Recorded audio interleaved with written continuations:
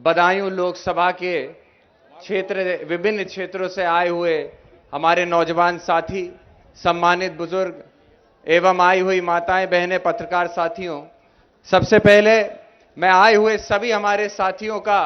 तहे दिल से धन्यवाद देता हूं, शुक्रिया अदा करता हूं कि इतना बड़ा अपार जन सैलाब आज यहां पे आया है। ये निश्चित ही ये दर्शाता है कि आने वाली 7 तारीख को जब मतदान का दिन होगा तो आप एक नया इतिहास इस बदायूं के लोग लिखने जा रहे हो और वो इतिहास समाजवादियों का इतिहास होने वाला, इसमें आज कोई शक नहीं रह गया है। आज जहां पे कई अपने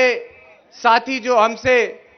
अलग हुए थे, विचारधारा अलग हुई थी, आज इस मंच के माध्यम से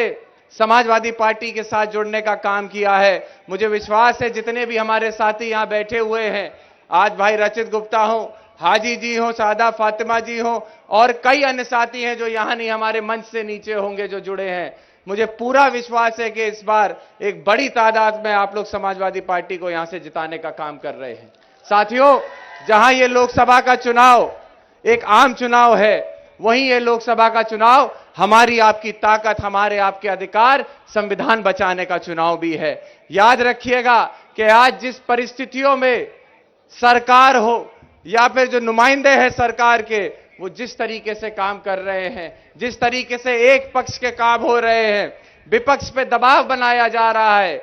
कई सूबों के मुख्यमंत्रियों को झूठे आरोपों में जेल में बंद किया जा रहा है, किसी तरीके से विपक्ष के सांसदों ने पूर्व में आवाज उठाने का काम किया था, उन सांसदों को बाहर निकालने का काम इस बेईमान और सरकार ने किया था। मैं आप सबसे अनुरोध करता हूं कि इस 7 तारीख को जो बीते हुए 10 सालों की घटनाक्रम है, उसका जवाब देने का समय है। मैं आप सबसे अनुरोध करता हूं कि आप सब एकजुट होकर यह प्रयास करें कि एक भी वोट हमारा पीछे ना रह पाए। साथियों, मैं आपसे अनुरोध यह करना चाहता हूं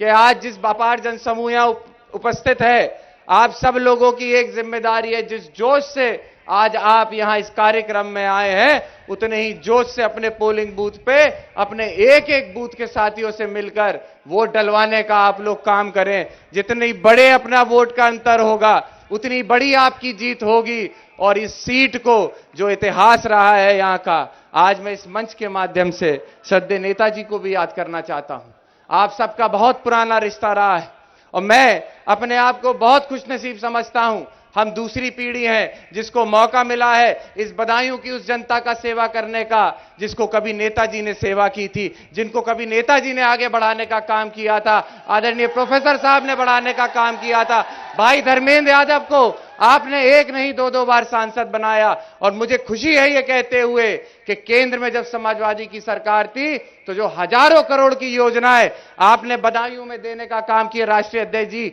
आज वही योजनाएं यहां पर दिखाई देती हैं। अन्य कोई काम इन 5 सालों में भारतीय जनता पार्टी की सरकार ने नहीं कर पाया है। मुझे खुशी है कहते हुए कि आज जब मैं जनता के बीच जाता हूं तो मैं अपनी जातिगत आधार पर वोट नहीं मांगता हूं, मैं अपने नेता और अपनी पार्टी के किए हुए कार्यों पे, किए हुए विकास कामों पे वोट मांगने का काम करता हूं। मैं फख्र से कह सकता हूं हम उस पार्टी से आते हैं जो आगे विकास की राजनीति करने का काम करती है, नौजवानों को आगे बढ़ाने का काम करती है, किसानों के हक की लड़ाई करने का काम करती है। हमें याद है कि जब जब नेताजी सरकार में रहे, चाहे आदरणीय अखिलेश यादव जी सरकार में रहे हो, पहली योजना जब भी नेताजी ने शुरू की थी वो किसानों के कर्ज माफी की योजना शुरू की थी। आज जिस सरकार